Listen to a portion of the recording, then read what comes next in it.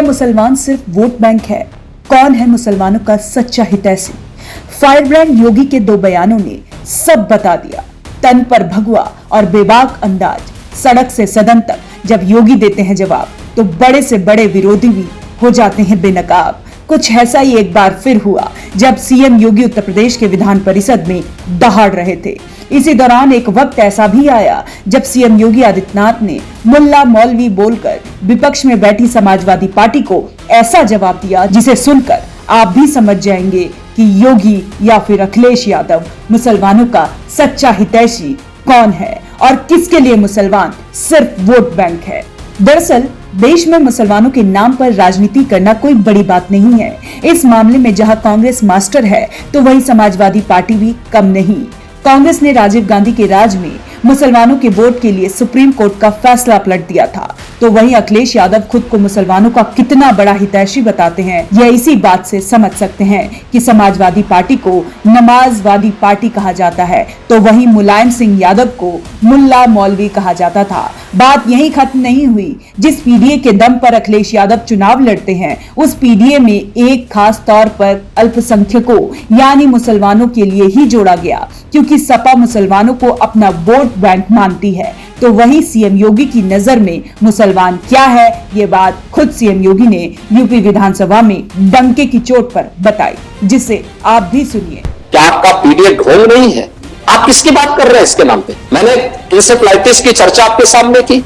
Encephalitis से तो जो कालकलवित होने वाले बच्चे थे, आपके लिए जातिवादी हो जाति उसके दायरे में मान सकते हैं आप। आपकी एक प्रकार का जो आपका रिजर्वेशन रहा है अनुसूचित जाति के लोगों के प्रति, वंचितों के प्रति, मैं उस बात को मान सकता हूं, लेकिन अल्पसंख्यकों को आप अपना वोट बैंक मानते थे। वही भी बच्चे कालकलवित होते थे। आपने उसको वोट बैंक के दायरे में सोच के देखा। हमने उसको प्रदेश के बच्चे मान करके, प्रदेश की संपदा मान करके, ये मानकर अपनी जिम्मेदारी के साथ जोड़ करके देखा। हमने उसकी जाति नहीं देखी, उसका मत और मजहब नहीं देखा।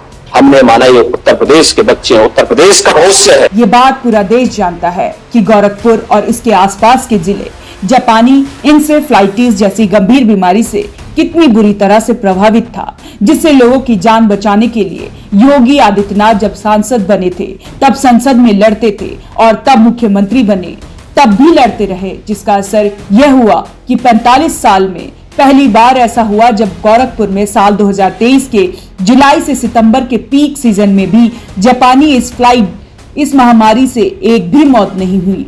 और ये सब इसलिए हुआ क्योंकि योगी सरकार ने बीमार बच्चों की धर्म और जाति नहीं देखी। इस बात से समझ सकते हैं कि योगी सरकार मुसलमानों की हितैषी है या फिर विरोधी। जब मुल्ला मौलवी पर धाड़े यूपी के इसी सदन में सीएम योगी ने एक और बड़ा बयान दिया और इस बार उन्होंने मुल्ला मौलवी का जिक्र छेड़ते हुए बिना कोई लाग लपेट सीधे सपाट शब्दों में मुसलमानों को समझा दिया।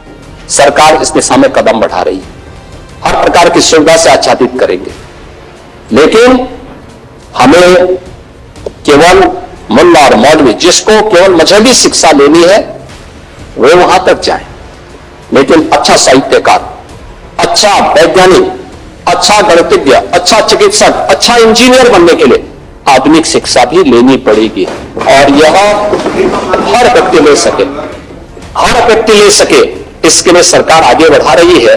विधानसभा में सीएम योगी ने कटमुल्ला बोल दिया तो विपक्षी पार्टी सपा ने बवाल काट दिया, लेकिन इसके बावजूद सीएम योगी नहीं माने और विधान परिषद में भी धारते हुए कहा, यह कटमुल्लापन नहीं चलेगा। हम तो बिना कोई भेदभाव के मुसलमानों को भी मुल्ला और मौलवी की बजाय अब्दुल कलाम जैसा वैज्ञानिक बनाना चाहते हैं, लेकिन इसके बावजूद विपक्ष इस बात का विरोध करता रहा। वैसे एक बात और आपको बता दें कि मुसलमानों के बारे में सीएम योगी क्या सोचते हैं ये पहले भी वह बता चुके हैं। साल 2022 के यूपी चुनाव के दौरान ही सीएम योगी ने साफ कर दिया था कि मुसलमानों से मेरा वही रिश्ता है जैसे मुझसे उनका व्यवहार। वे मुझसे प्यार करते हैं, मैं उनसे प्यार करता हूँ। अब आप बताइए मुसलमानों को वोट बैंक कौन समझता है, योगी या फिर अखिलेश? अपनी राय हमें कमेंट कर जरूर बताएं।